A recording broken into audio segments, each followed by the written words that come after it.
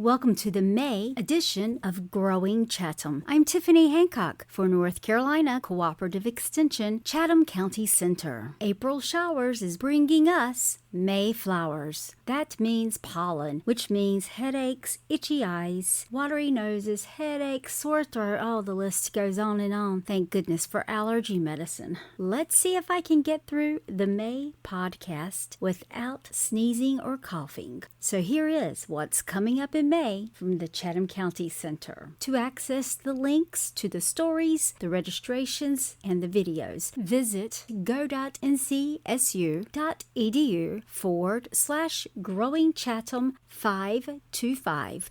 We just have a couple of general updates. All Chatham County government offices, as well as the Chatham County Center, will be closed on Monday, May 26, 2025, in honor of Memorial Day. The Chatham County Parks, Recreation, and Cultural Resources Department released its Summer 2025 program guide, so be sure to check it out by clicking on the link under the General Updates section in the Growing Chatham newsletter by visiting go.ncsu.edu/Growing Chatham 525. It's the most exciting time of the year. It's time for summer camp, and that means we're moving on to our 4-H section. Summer camp spaces are still available, so you can register your child today. Don't miss out on all the fun with Chatham County 4-H this summer. We are once again offering both day and residential camp programs. We are excited to offer these fun and educational learning opportunities for youth in our community, and thanks to the continued generous support of the United Way of Chatham County, we will be able to provide a limited number of need-based scholarships to qualifying families as well. So secure your spot today and register. You can check out the various camps that we will be offering this summer by visiting the Growing Chatham newsletter. 4-H Volunteer Leadership Series coming up May 6th from 6 until 7:30, Youth Mental Health. These meetings are for anyone working with 4-H youth. Pam Curley in Lee County is graciously hosting monthly volunteer trainings. This month, Pam will be going over youth mental health. This will be a hybrid event, therefore you can join us either in person or at the Lee County office at 2420 Tramway Road, Sanford 27330, or hop on Zoom if you can't attend in person. To register for this session or upcoming sessions, please contact Pam Curley. You can email her by clicking on her name, which is highlighted in white. For more details regarding summer camp programs offered through Chatham County 4-H, just visit the Growing Chatham newsletter, where you can access the links by visiting go.ncsu.edu/Growing Chatham 525.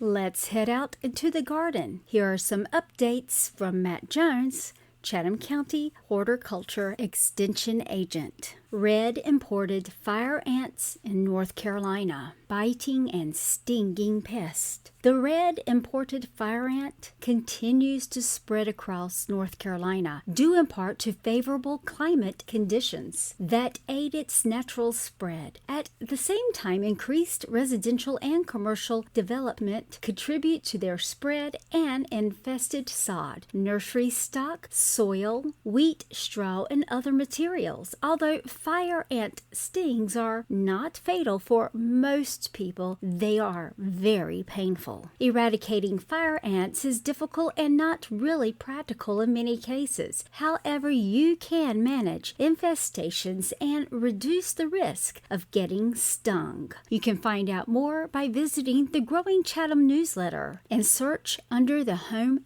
Gardening section. Getting the picture just got easier. What?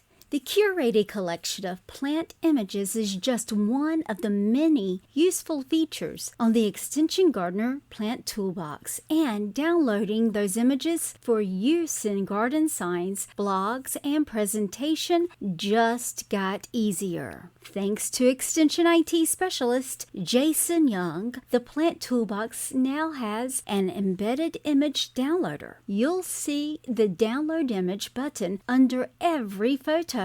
Now, when you click on the button, the image is saved with a file name that is created from the alternative text, caption, photographer, and Creative Commons license, or better known as CC license. If you visit the Growing Chatham newsletter, you'll see the screenshot that shows the red arrow pointing to the Download Image button that displays below the photo. The file name for the image at the right is Large Oval Leaves with Silvery Variegation. The file name is super long, but it has all the relevant information that you need to use the photo in compliance with the CC license. So check it out. Visit the Growing Chatham newsletter to read more about this new exciting feature.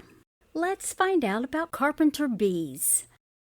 Carpenter bees are large black and yellow bees frequently seen in spring hovering around the eaves of a house or the underside of a deck or porch rail. They are often mistaken for bumblebees, but differ in that they have a black shiny tail section. The carpenter bee is so called because of its habit of excavating tunnels in wood with its strong jaws. The round half-inch diameter entrance holes are usually found underside of a board. A telltale trace of coarse sawdust is often found on the surface beneath the hole. Wooden decks, overhangs, and other exposed wood on houses are prime targets. Painted and treated woods are less preferred, but they are by no means immune to attack. Unpainted or stained cedar, cypress, and redwood shingles and siding are also attacked, despite their pest-resistant reputations. Carpenter bees, like their distant relatives, the carpenter ants,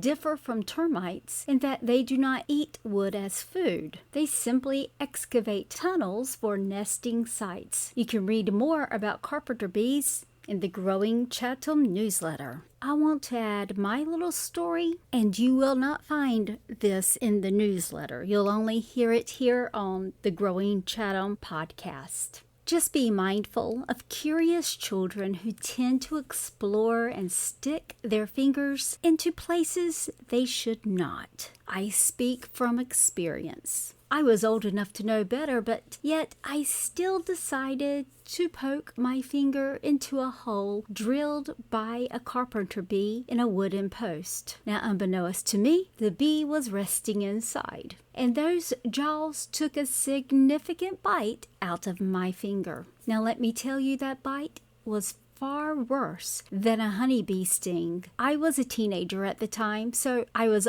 old enough to know better. But this is just a reminder to keep an eye on those curious kids, even if they are teenagers, and they should know better. Because trust me, I felt pretty silly sticking my finger into the drilled out hole and getting my finger chomped on by the carpenter bee. I learned my lesson that day, that's for sure. You can read more about the carpenter bee when you visit the Growing Chatham newsletter. Let's head out to the Pollinator Paradise Garden. Register now for a spring tour of the Pollinator Paradise Garden. Spring tours of North Carolina Cooperative Extension's Pollinator Paradise Demonstration Garden in Pittsboro start on May 10th. The garden features over 225 species of perennials, trees, shrubs, vines, grasses, and 85% of them are native to North Carolina. This is a great opportunity to visit the popular gathering spot for honeybees, native bees, butterflies, hummingbirds, and beneficial insects, in addition to their human admirers. The tours are led by Chatham County Agriculture Agent Debbie Roos. There is no charge for the tour, but Registration is required to limit the group size. The tours fill up very quickly, so don't delay in registering today if you really want to attend. You can visit the Pollinator Garden Tour webpage by clicking on the link in the Growing Chatham newsletter under the Sustainable Ag section for a listing of tour dates and times plus a link to register. Spring is a wonderful time to visit our local farmers markets where you'll find an abundance of locally grown veggies, berries, herbs, mushrooms, flowers, garden plants, meat, poultry, eggs, dairy, baked goods, and many unique artisanal crafts and value-added products. You can visit the Growing Chatham newsletter to access the link to Cooperative Extension's Growing Small Farms website for the links and info about our Chatham County farmers markets. Butterflies are busy laying eggs in the pollinator garden, and caterpillars are hatching. Spring is such a busy time in the pollinator garden. Debbie saw the first monarch butterfly in Cooperative Extension's Pollinator Paradise Garden on April 5th, and she was busy laying eggs on the few milkweed plants that had already emerged. Normally, Debbie doesn't see the first monarch until April 15th. Debbie always remembers it's tax day. She has also seen eggs and caterpillars of the black swallowtail butterfly on bronze fennel, but the one she was most excited about was the pipevine swallowtail. Debbie observed the butterfly laying eggs on its host plant pipevine on April 20th and spotted the first caterpillars about 4 days later, so tiny she needed a hand lens to be sure what they were. The photos in the Growing Chatham newsletter show the eggs and first instar caterpillars of the pipevine swallowtail. When you include butterfly host plants in your pollinator garden, you will attract these amazing butterflies and help increase their population. You can check out Debbie's photos when you visit go.ncsu.edu/Growing Chatham 525. We're moving on from the pollinator gardens down to the livestock barn. So let's find out from the Livestock Forages Extension Agent Dalton Suits about what's coming up this month. Emergency Commodity Assistance Program. The USDA's Farm Service Agency is issuing up to $10 billion in direct payments to eligible agricultural producers of eligible commodities for the 2024 crop year through the Emergency Commodity Assistance Program. These one-time economic assistance payments will help commodity producers mitigate the impacts of increased input cost and falling commodity prices. So are you eligible? You can find out when you click on the link in the Growing Chatham newsletter. Farm Family Caregiving Mini Grant. Financial assistance to supplement lost wages due to caregiving responsibilities. To be eligible, you must have loss of income from unpaid caregiving for a family member needing medical or long-term care. Must be a North Carolina farm owner or operator active for at least 12 months before caregiving. Up to $2,500 is available per family. So apply today. Click on the link where you can send an email to find out more. Financial and legal assistance for farmers. Secure your farm's future. Financial and legal assistance for North Carolina farm families. Funds available to reimburse the cost of receiving financial and legal services such as creating or updating wills and trusts, drafting or reviewing farm succession plans, establishing or updating power of attorney documents, tax and accountant consultations. Up to $200 available per family. Just click on the link to send an email to find out more. Coming up Wednesday, May 14th, starting at 8 a.m., Small Ruminant Production and Management Workshop from Basics to Best Practices. This workshop will be held at North Carolina A&T State University Farm Pavilion, 3020 McConnell Road. Just visit the Growing Chatham newsletter to find out more. Grazing and row crop producers are invited to apply to Accelerating Appalachia's Farmer Funding Program. Click on the Apply Now to find out more when you visit the Growing Chatham newsletter. The deadline is coming up soon for the Ag Disaster Crop Loss Program. On March 19th, 2025 through the Disaster Recovery Act of 2025, Part 1, the North Carolina General Assembly established the Agricultural Disaster Crop Loss Program, a one-time assistance program for agricultural producers who suffered verifiable losses from any declared agricultural disaster in 2024. This includes Hurricane Helene, drought, Tropical Storm Debby, and potential Cyclone 8. The General Assembly appropriated nearly $311 million for the program that will be administered by the North Carolina Department of Agriculture and Consumer Services. $200 million will be for verifiable losses from Hurricane Helene in the affected area, and about $111 million will be for verifiable losses from all other agricultural disasters in 2024. Hurry! The deadline is May 4th, 2025. To find out more, just visit the Growing Chatham newsletter at go.ncsu.edu/Growing Chatham 525.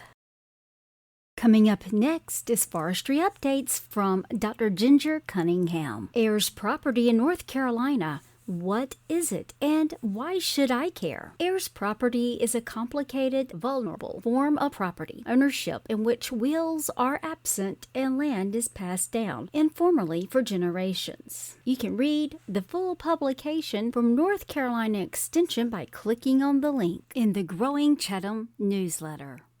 iTree Tools Virtual Training Academy launching soon. iTree has announced its Open Academy virtual learning series for 2025. iTree is a free peer-reviewed software suite developed by the U.S. Forest Service that helps users access and quantify the environmental and economic benefits of tree to support informed forest management decisions. The virtual learning series serves as both a refresher and an introduction to iTree's newest tools and features, and includes weekly 1-hour virtual sessions over a 6-week period. All sessions will be recorded and posted on the iTree YouTube channel for interested parties that cannot attend the live sessions. Sessions will occur every Wednesday from May 7th through June 11th. You can fill out the registration form in the Growing Chatham newsletter. Now let's hear more about the iTree software. Picture this. You're walking outside on a blazing hot day with no shade in sight.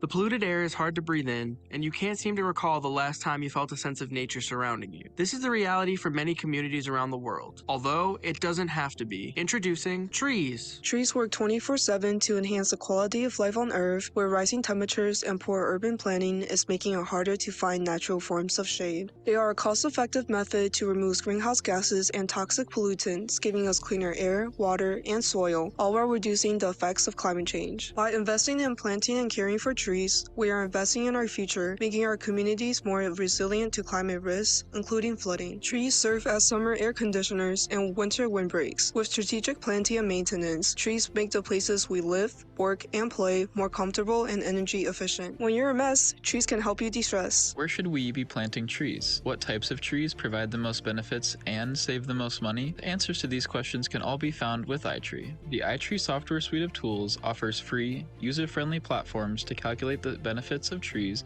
with science-based data backed by the U.S. Forest Service and their partners. iTree is accessible to anyone with a device and internet connection. It's simple to use as a tool for advocacy and understanding urban tree equity. iTree helps communities adapt to climate change and environmental injustices by identifying trees to conserve and protect, as well as strategic locations for planting new trees. iTree is a tool of democracy and the worldwide standard when it comes to assessing tree benefits for communities. Measuring impact, empowering communities. iTree. Community and Rural Development Extension Agent Rachel Blazard shares with us 5 key steps to getting started with estate planning. No one wants to face a crisis or stressful situation unprepared, but that is what happens when we don't plan ahead. Just as you plan for unexpected events with emergency supplies and contingency plans, having a will, power of attorney, and health care directives in place helps avoid confusion and stress during already difficult times. Estate planning plays a crucial part of emergency preparedness by providing clear instructions and legal authority to ensure your wishes are followed and your loved ones are protected in the event of your death or incapacitation. So check out the 5 key steps to getting started with estate planning when you visit the Growing Chatham newsletter at go.ncsu.edu/growingchatham525. Here's what's cooking up with Family and Consumer Sciences agent Tara Gregory. Do you love fried foods but you don't love the fat and calories? Well, you can learn the basics of air fryer cooking. Coming up Tuesday, May 20th at 10 a.m., Fry It Up, Air Fryer Essentials. You can register by clicking on the link in the Growing Chatham newsletter. Everyone knows that a healthy meal is important. What sometimes becomes an issue is finding time and creativity in the middle of a busy week to create different and nutritious recipes. Life can get pretty busy, especially if you have small children at home. If this is something you go through, know that you are not alone. The Guide to Quick and Healthy Meals from More in My Basket, where you can explore a few ways that can help you prepare the best meals for your family without sacrificing too much time. Visit the Growing Chatham newsletter to access this guide. Preserve food at home.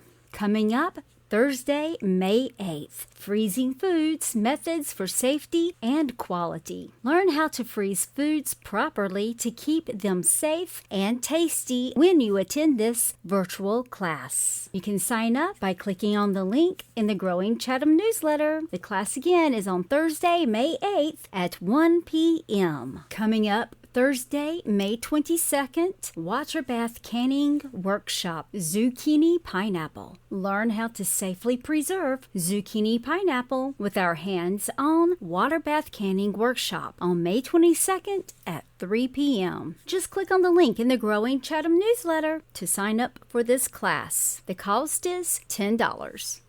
Feed their summer smiles with Sun programs. Enjoy the coming months with the Sun programs. USDA's summer nutrition programs for kids. Delicious meals help keep your kids fueled up and energized. Sun meals are free and help your kids get the nutrition they need all summer long. To find out more, just visit the Growing Chatham newsletter at go.ncsu.edu/growingchatham525. Now we're moving on to help you save money for your summer getaway. Amanda Christensen from the University of Utah Extension. Hi, I'm Amanda Christensen with Utah State University Extension, and today I have some tips on how to save now for a summer getaway. Maybe you don't have a big vacation planned this summer, and that's okay, but even our long 3-day weekends or our quick getaways to grandma's to end up costing a little more than we anticipated, and there's a way we can get a jump start on that even now to be ready with a little extra cushion come summertime. My first tip is to automate 1% of your income into a separate summer vacation account. Most banks and credit unions or financial institutions will let you automate 1% or at least determine how much you automate into different accounts. So set up an account, call it your 1% fund or your summer vacation fund, and start setting aside 1% of your income into this fund. This is not a huge amount of money. It won't feel like a huge amount of money, but over time it will add up to give you a little cushion for your summer vacations. My second tip is to use the step down principle. Envision a staircase with multiple steps, multiple levels, and envision where you are on your day-to-day spending and think of how you could step down a few steps to avoid overspending and enable you to have a little bit more money when you're on your summer vacation. So an example, maybe eat out one less time a month than you typically do. Or when you eat out, don't order drinks or don't order desserts, or go out to eat just for dessert. Whatever it is, try to take a step down from your current spending habits. That will save you some money and help you be better prepared for these summer vacations or these long weekends coming up.